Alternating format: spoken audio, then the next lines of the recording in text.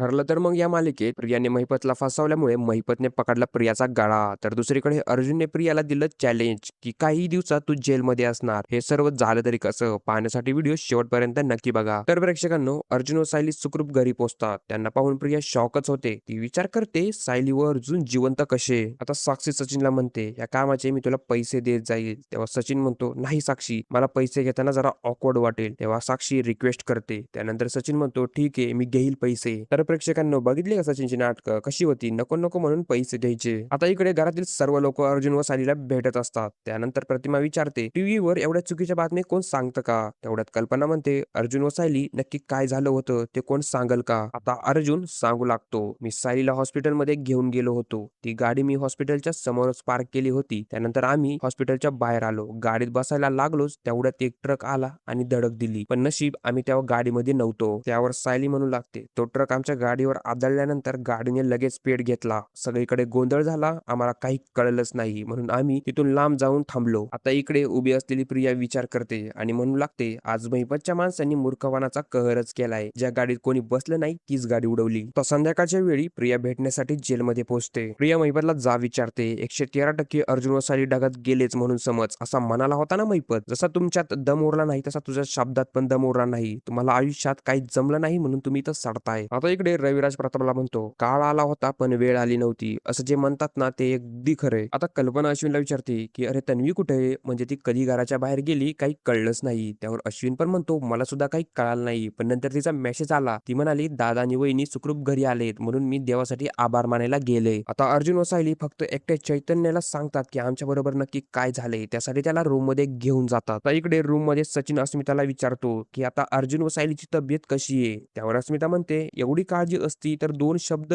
बोलला असतं त्यांना. तेव्हा सचिन म्हणतो अगं त्या सर्वांना माझा चेहरा बघूनच टेन्शन येते. मग त्याचा अर्थ असा नाही की मला त्यांच्याबद्दल काहीच वाटत नाही. तेव्हा अस्मिता म्हणते ते दोघं आता ठीक आहे. आता हे तिघं रूम मध्ये पोहोचतात. चैतन्य विचारतो काय झालं बोला. त्यावेळी सायली म्हणते हा अपघात नव्हता चैतन्य भाऊजी, हा घातपात होता. त्यावर अर्जुन म्हणतो हो आम्हाला मारण्याचा प्रयत्न केलाय, तो पण प्लॅनिंग आणि प्लॉटिंग करून. चैतन्य डोक्याला हात लावून म्हणतो आई शपथ, प्लॅनिंग कोणी केली आणि तुम्हाला कसं कळलं की तुमच्या जीवाला धोका आहे. तेव्हा अर्जुन सांगतो की आम्ही हॉस्पिटल मधून निघतच होतो तेव्हा आम्हाला ऍडव्होकेट पटवर्धनचा फोन आला होता. ते म्हणाले की मिसेस तन्वी सुभेदार ही व्यक्ती महिपतला सोडवण्याचा प्रयत्न करतीये. चैतन्य म्हणतो एवढं सगळं झाल्यानंतर ती तन्वी अशी का करतीये. तेव्हा सायली म्हणते अजून पुढे ऐका चैतन्य भाऊजी. आता सायली म्हणते आम्ही लगेच ऍडव्होकेटच्या ऑफिस मध्ये गेलो, त्यांचा व्हिडिओ घेतला. त्या व्हिडिओमध्ये ते म्हणाले मला तन्वी सुभेदार म्हणाल्या त्यांना नागराज आणि महिपतला सोडवण्याचा बनावटी नाटक करायचंय आणि त्या बदल्यात ऍक्सिडेंट घडून आणून सायली अर्जुनला ठार मारायचंय असा त्यांचा प्रयत्न होता. त्यावर चैतन्य म्हणतो तन्वी एवढी कशी नीच असू शकते. तर दुसरीकडे आपल्याला जेल मधला सीन दाखवलाय. ते तन्वी म्हणते तुम्ही दोघे इथंच सडणार, तुमची हीच लायकी आहे. महिपतला तिचं बोलणं सहन होत नाही म्हणून तो तिचा गळा पकडतो आणि म्हणतो काय म्हणाली होती, मी जे बोलत नाही ते करत नाही, तर मी जे बोलतो ना तेच करतोय आणि तेच केलंय. मी इथून बाहेर पडलो ना तर तुझाच मुर्दा पाडणार आहे म्हणून तू देवाकडे नाक घास की मी जेलमध्येच राहावं. तर प्रेक्षकांनो, आपल्या चॅनलला 500 सबस्क्रायबर पूर्ण होणार आहे. प्लीज तुम्ही आपल्या चॅनलला सबस्क्राईब नक्की करा आणि अशीच रिव्ह्यू साठी आपल्या चॅनलला थम्सअप पण करा.